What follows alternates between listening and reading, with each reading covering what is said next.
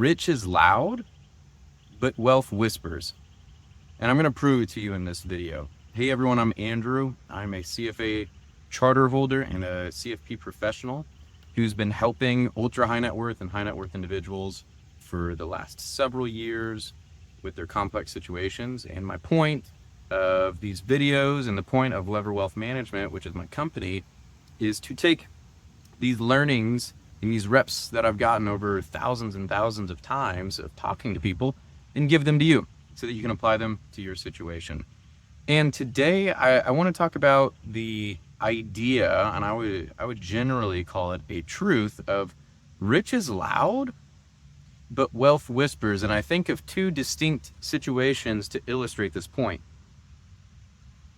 The first is years ago, a person who was in services and a marketer, and they came in and they had this really, really nice suit. And at the time, I kind of thought nice suits were indicative of the person wearing them. And they were talking about the swanky vacations they were going to go on and all the places they were going to travel. And I couldn't help but think, my goodness, this person must be worth $30 million. I mean, what they're putting out here is unreal from an expense perspective in the life they live. I mean, I want to emulate it, is the initial reaction. And then we get to the numbers. And the problem with numbers for most people is numbers don't lie.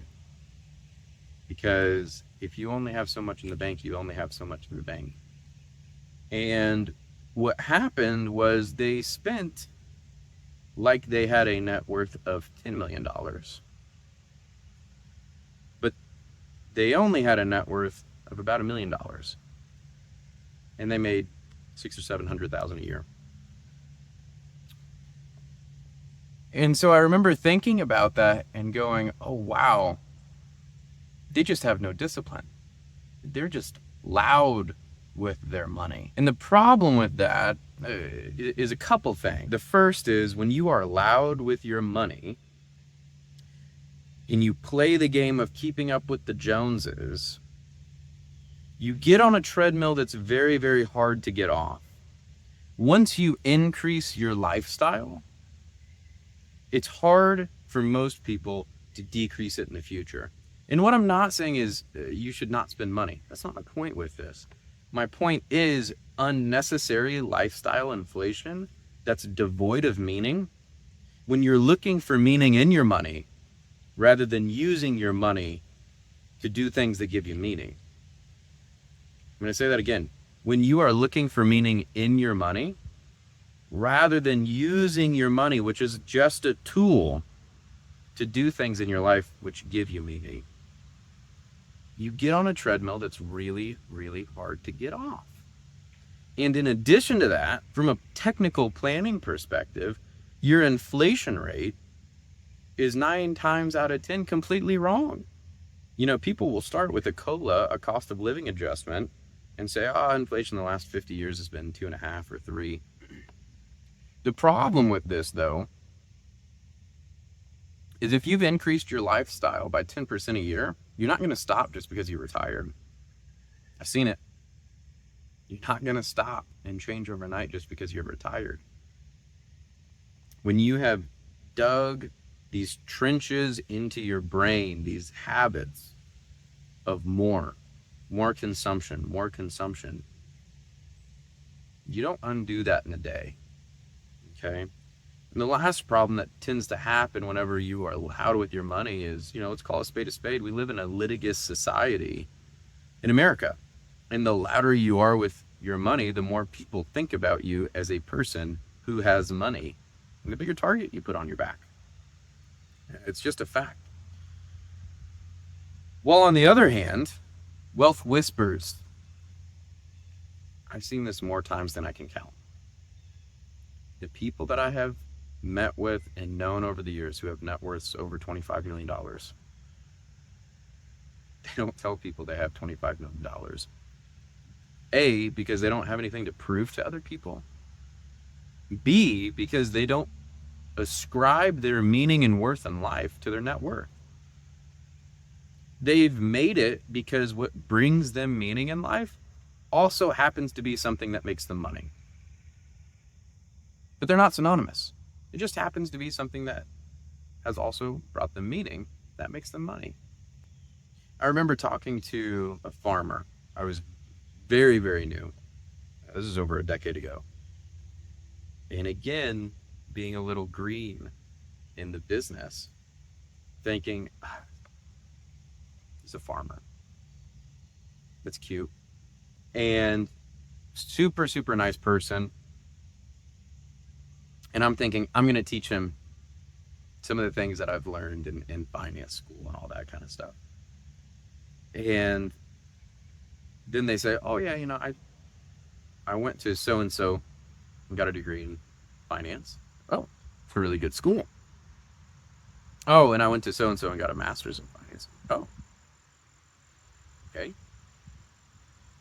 And we get to talking about investments, and they go, well, when I'm looking at grain and I'm deciding whether I want to do half corn and half soybeans and rotate on my fields, then I'm gonna use the futures markets to insulate this portion of it, and I'm willing to take on this risk here, and I'm gonna do forwards for this part of it, but not futures because I don't want counterparty risk.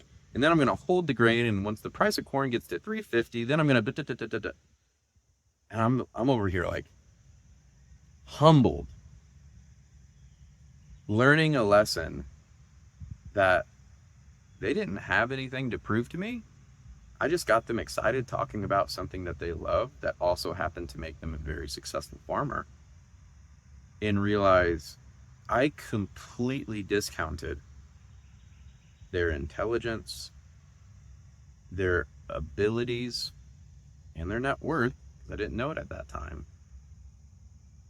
because they walked in without that nice suit, because they weren't loud. And the fact is, that person had a net worth that was 10x the other person. When you live simply, you breed optionality in your life, which is so important for a retirement plan. I cannot overstate how important that is, because the only constant in life is change.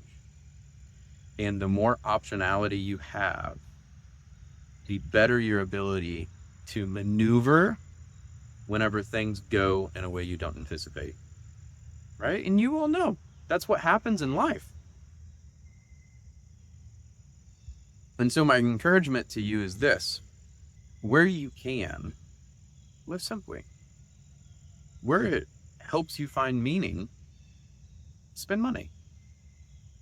You don't need to spend money just to spend money, nor do you need to avoid spending money because it scares you. Neither of those extremes are good. What is better is to figure out, what do I value in life? And if I have the funds, let's use money to provide those things that give me meaning. Where using money in your life is additive, use it.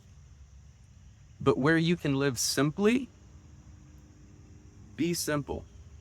Many times, being simple and breeding optionality in your life is going to be additive over a long period of time, more so than just spending money to spend money. And so take these stories, apply them to your own life, so you know much better than I do where your strengths are and where your weaknesses are. And you're going to have to just take a look in the mirror and understand, hey, here's where I'm really good, and here's where I'm not so good. And none of that's wrong.